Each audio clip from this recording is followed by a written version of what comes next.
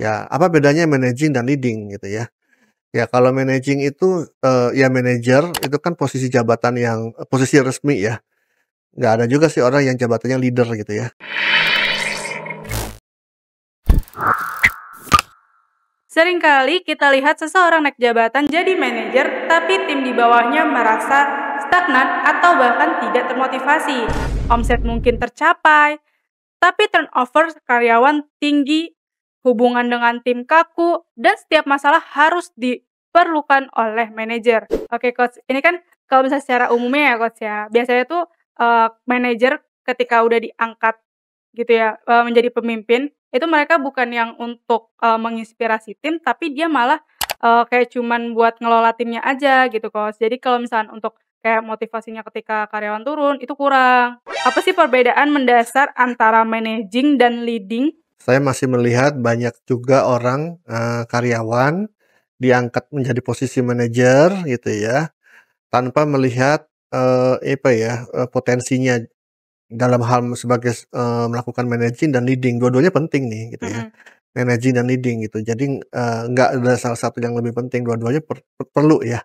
Jadi harus ada dua-duanya nih supaya bisa, menjalankan perannya dengan efektif dan, efisien, ya gitu ya.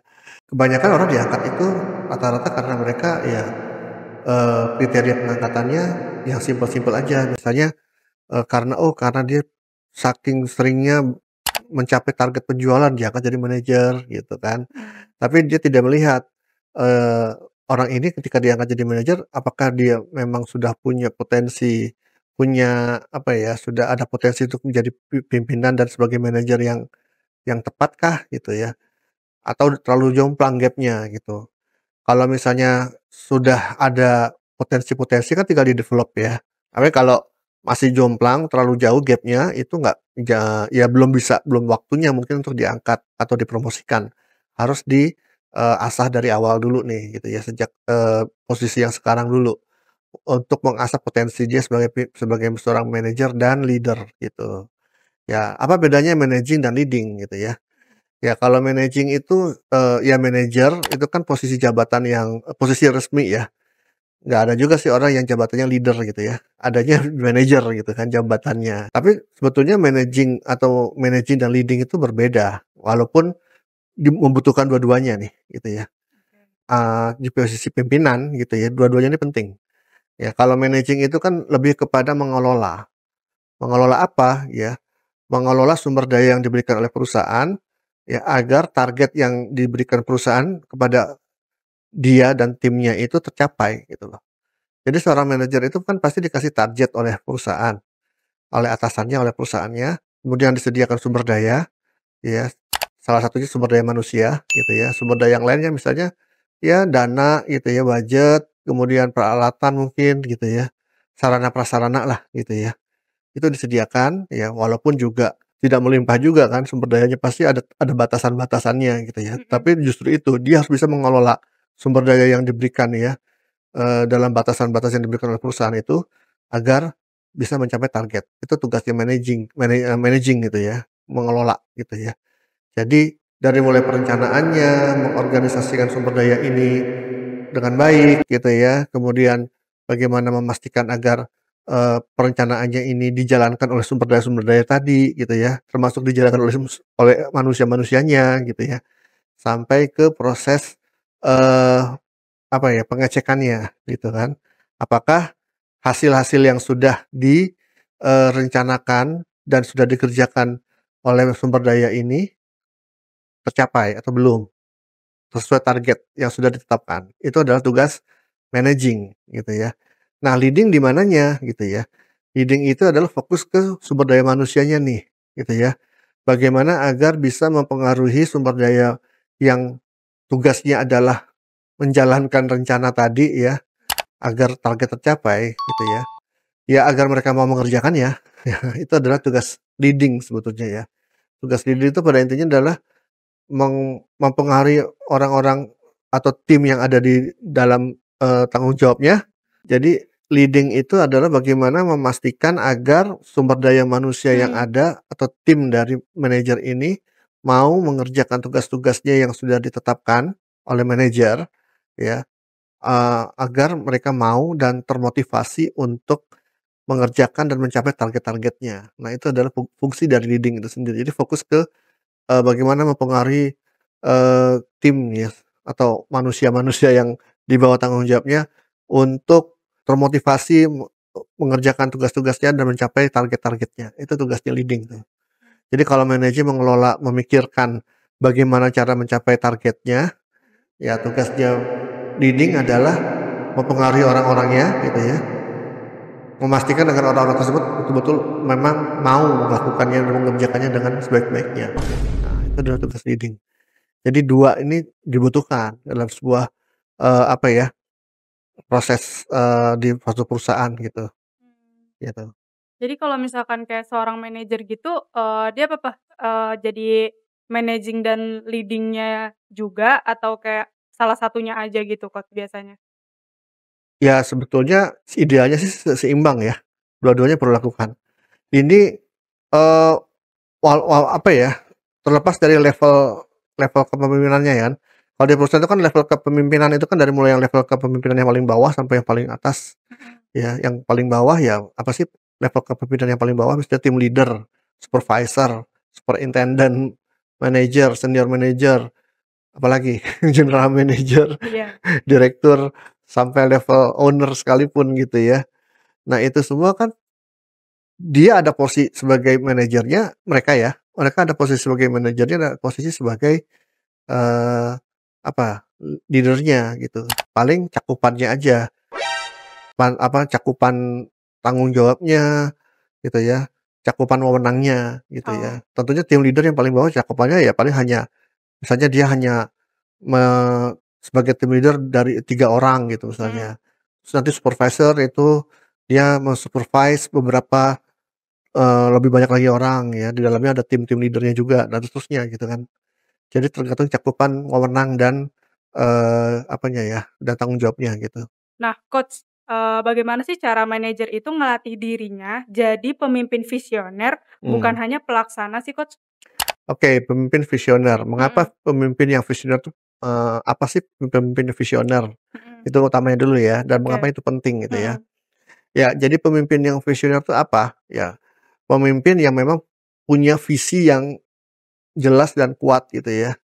Ya sebagai panduan utama dia adalah visi itu dalam memimpin, ya. Memang zaman sekarang ini sangat dibutuhkan visi yang kuat gitu ya. Mhm. Bukan hanya sekedar, apa ya, menyuruh orang-orang melakukan tugas dalam jangka pendek, tapi juga harus bisa mempengaruhi orang-orang dengan visi yang, apa ya, visi yang, menyemangati gitu loh, visi yang, mempengaruhi orang, menginspirasi orang banyak.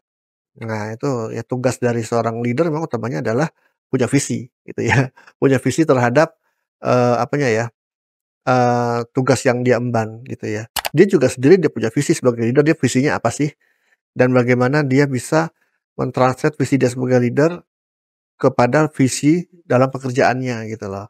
Dan visi ini harus dia mampu, tularkan kepada timnya kan gitu kan, jelaskan kepada timnya, tularkan, arti menularkan itu adalah agar timnya juga ikut sama-sama termotivasi gitu loh Mhm. untuk mengejar visi tersebut. Bukan hanya si leader ini saja yang dia termotivasi dengan visinya dia gitu kan.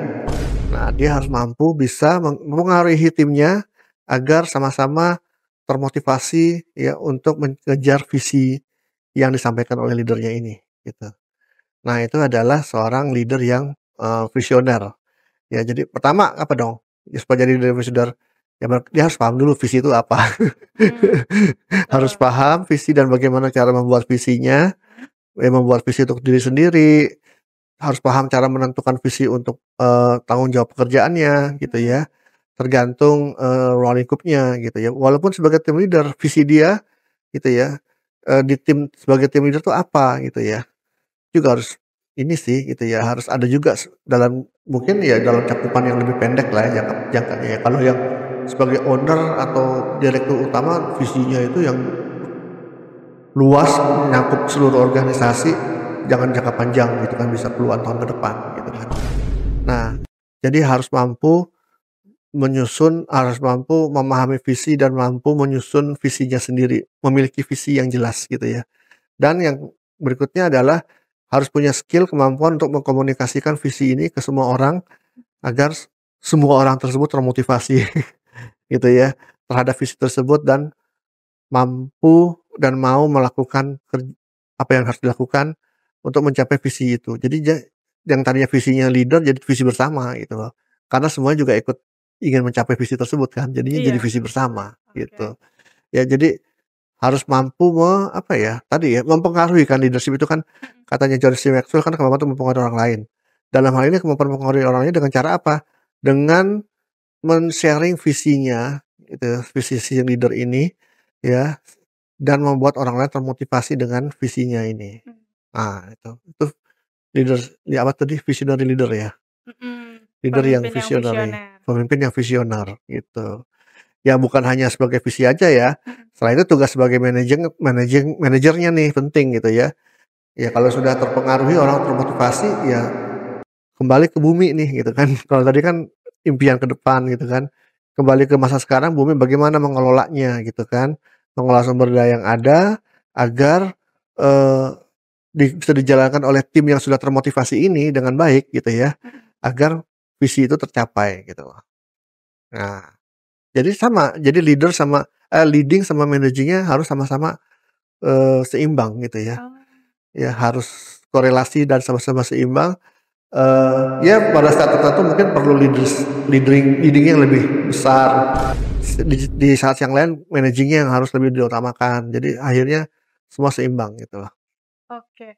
Nah, untuk saat ini kan, banyak perusahaan yang memang dia menerapkan, ibaratnya si leader atau manajer ini perlu menerapkan coaching kepada timnya, gitu ya, Mhm, Kak, ya. Nah, kalau misalkan ketika, timnya stagnan, terus dari, pemimpin atau dari dirinya sendiri itu kayak managing atau leading-nya ini tuh masih yang mungkin setengah-setengah atau mungkin stagnan juga. Nah, ini apakah, si pemimpin ini atau manajernya ini perlu di-coaching oleh coach eksternal atau internalnya, atau memang ya udah kita coaching si timnya aja gitu. Nah itu ketentuannya gimana, iya. Coach?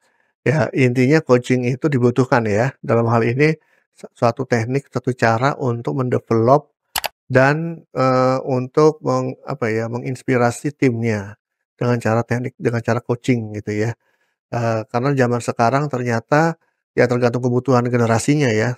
Generasi yang sekarang-sekarang ini justru lebih membutuhkan coaching nih, ketimbang sekedar direct instruction gitu ya. Mhm. Nah, sekarang, coaching ini untuk siapa gitu kan, ya intinya adalah si leader itu sendiri harus punya kemampuan coaching, agar bisa memberdayakan, memberdayakan timnya, menginspirasi timnya dengan cara coaching ini. Gitu ya. Nah, leader itu sendiri mungkin juga perlu di-coaching gitu ya.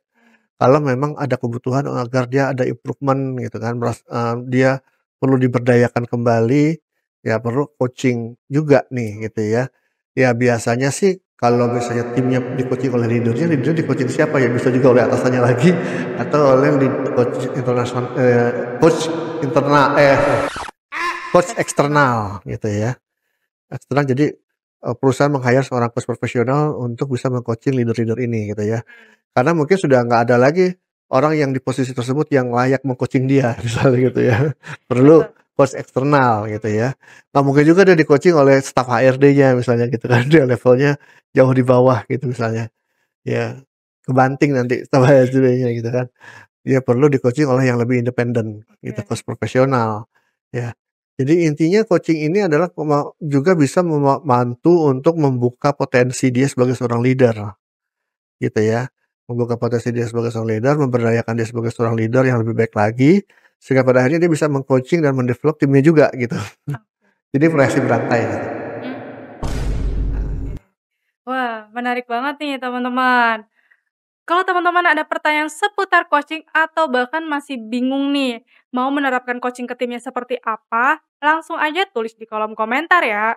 Mungkin cukup sekian dari aku Aulia, Saya Aditya Mijaya, sampai sampai jumpa. jumpa.